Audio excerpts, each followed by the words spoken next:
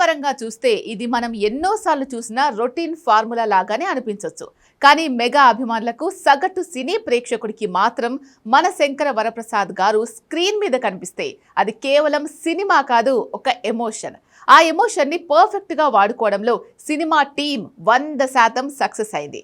కథ పాతదే అయినా దాన్ని ప్రజెంట్ చేసిన విధానం, మెగాస్టార్ స్క్రీన్ ప్రెజెన్స్ ప్రేక్షకులను సీట్లలో కూర్చునేలా చేశాయి. రొటీన్ కథని కూడా తన స్టార్డమ్తో, మేనరిజమ్స్తో ఎలా నిలబెట్టగలరో బాస్ మరోసారి నిరూపించారు. ముఖ్యంగా దర్శకుడు అనిల్ రావిపురి గురించి చెప్పుకోవాలి. 90వ దశకంలో మనం చూసి ఆరాధించిన ఆ కోతి కొమ్మచి చిరంజీవిని, ఆ ఎనర్జెటిక్ డాన్సులని మళ్ళీ ఇన్నేళ్ల తర్వాత వెండితెరపై ఆవిష్కరించారు. చిరంజీవి బాడీ లాంగ్వేజ్ లో ఉండే గ్రేస్ ని అనిల్ పట్టుకున్నంత కరెక్ట్ గా ఈ మధ్యకాలంలో ఏ దర్శకుడు పట్టుకోలేదనే చెప్పాలి. ఫ్యాన్స్ తమ హీరోని ఎలా అయితే చూడాలని కలలు కంటున్నారో సరిగ్గా అలాంటి ఎలివేషన్స్, అలాంటి మాస్ అంశాలతో అనిల్ ఈ చిత్రాన్ని ఒక ఫ్యాన్ బాయ్ ట్రిబ్యూట్ లా మలిచాడు.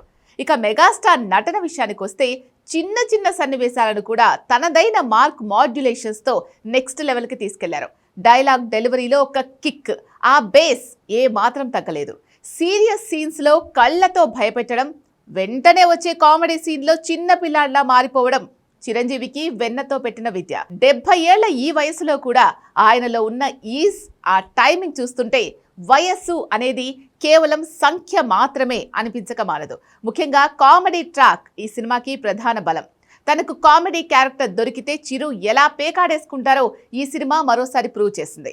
ఆయన కామెడీ టైమింగ్, ఎక్స్ప్రెషన్స్ థియేటర్స్ లో నవ్వుల పువ్వులు పూయించాయి.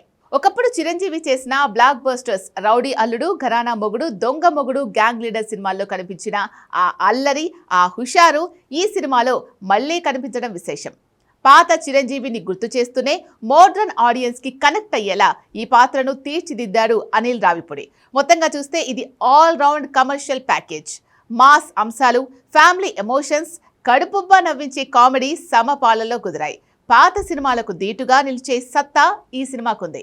లాజిక్లు వెతకకుండా మ్యాజిక్ ని ఆస్వాదించే ప్రతి ఒక్కరికి ఈ సినిమా ఒక పండగ లాంటిది. వింటేజ్ చిరంజీవిని మిస్ అవుతున్న వారికి అనిల్ రావిపుడి ఇచ్చిన ఈ ట్రీట్ చాలా కాలం గుర్తుండిపోతుంది.